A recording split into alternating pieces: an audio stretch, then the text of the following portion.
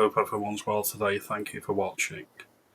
It seems that one of my predictions for the video I done earlier in this channel's history, I think it was last summer, about Angela Rayner making sure that new build properties in this United Kingdom are going to be going to refugees, has come true. So I want to discuss that a little bit in this video later on, but I want to highlight the fact that Elon Musk is gunning for this Labour government, and I'm here for it. And before you come at me and you say we don't need foreign interference from millionaires or billionaires with vested interest, let me remind you that we have foreign interference from billionaires behind closed doors in the corridors of power, and we have good people like Lewis Blackpool who put in freedom of information requests to this government to find out why are they meeting with BlackRock CEO Larry Fink and Bill Gates behind closed doors. And that information apparently is not in the public interest. So that's the balance that I want to provide. Millionaires and billionaires already lobby, and they already have influence over our governments and our democracy. So we're going to get into what's going on with Elon. He's branded Keir Starmer a traitor and guilty of treason, among other things. And I completely agree with Elon on this. There's no other way around it.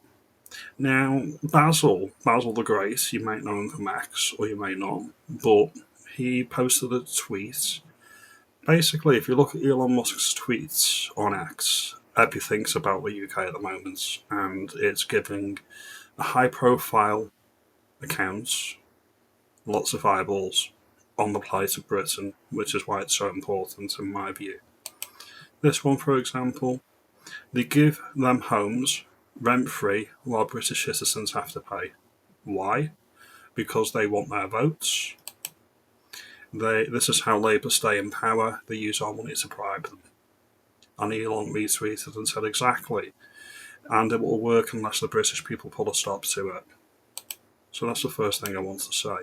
If you look at the reach on Elon Musk, that's been seen by 3.3 million people. That's been liked by 28k.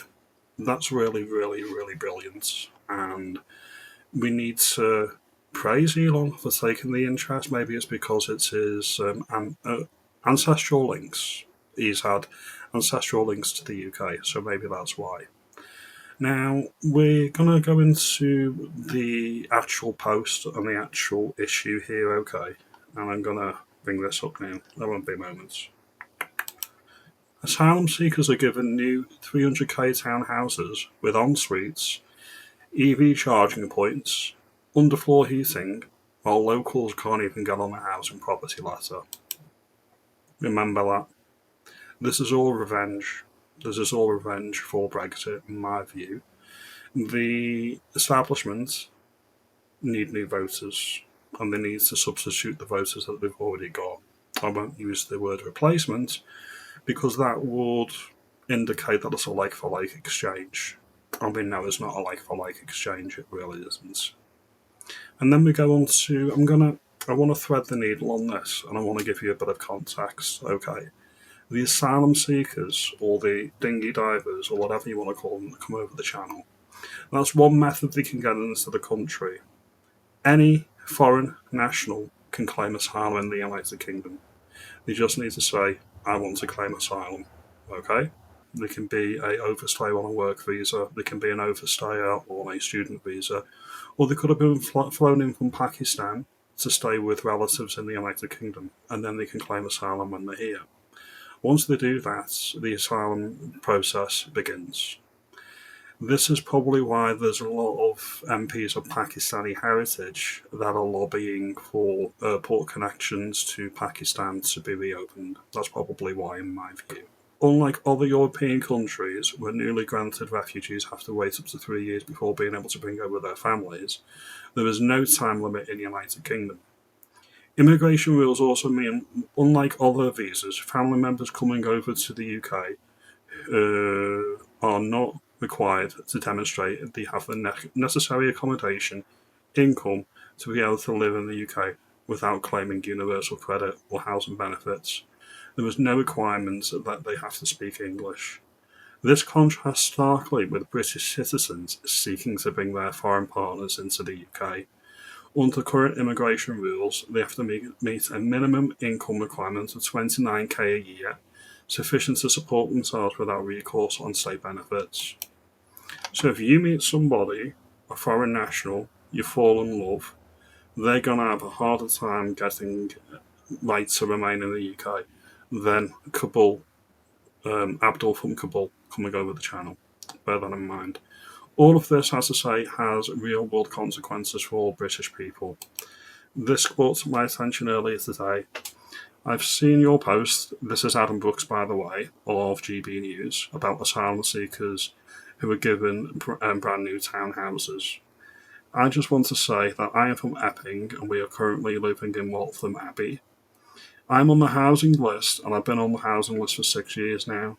We were in Band B, but been moved to Band C, i.e. low priority, a year ago for some reason. I think it's due to asylum seekers moving into the area. Bear this in mind. Me and my partner have 2 young children in a 1-bedroom flat. We've been waiting to move for 6 years, and I've contacted Epping Council many times, and also my local MP, but no one wants to help us. We are struggling in this 1-bedroom flat and put the strain on our family. The council cannot give me a reason to why we have been moved down the band. I think it's unfair. I completely agree. We've got foreign criminals that cannot be deported, that get legal aid on our dime, and we can't do anything about it.